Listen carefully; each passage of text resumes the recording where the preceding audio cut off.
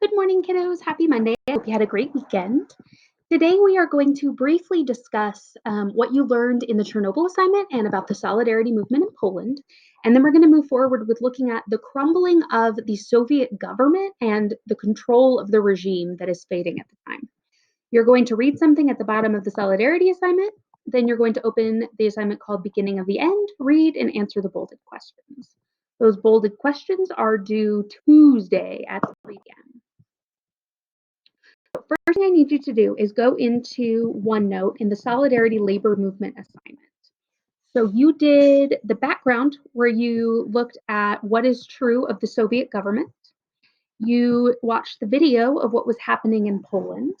Now I wanted to give you some information about what happens afterwards. So we know that there is a labor movement that is asking for the right to strike, and the Polish government actually wants to give them those rights. Things get really shady for a little while. The Soviet Union is going to do what the Soviet Union always threatens to do. When it looks like they're going to lose control, they start moving in tanks and exercising control over Poland.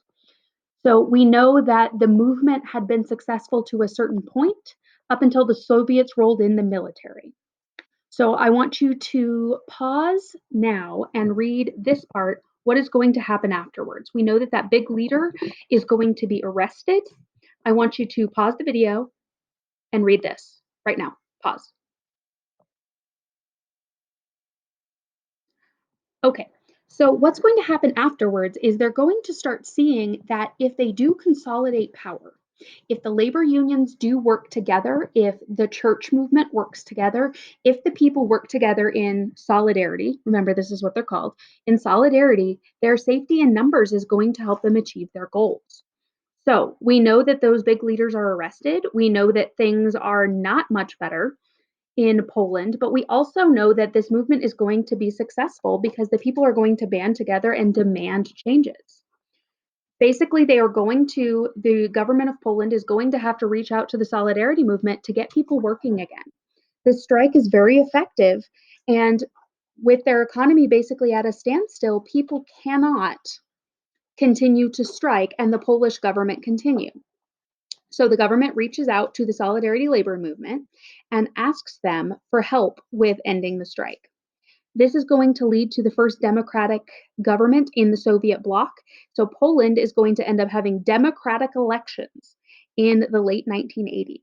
This is a huge, huge mark of progress for countries within Eastern Europe.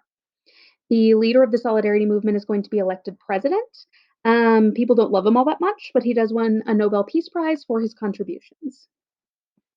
When we talk about what happens in Poland, this is really important because we're actually seeing people breaking free of the Soviet grasp. Now, keep in mind that Poland was a satellite state.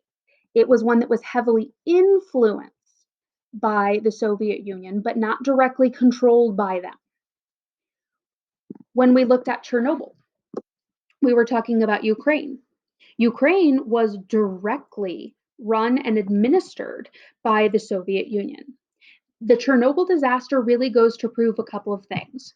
Number one, the Soviets are not willing to reach out for help when there are really big problems, even if it will be catastrophic for their people.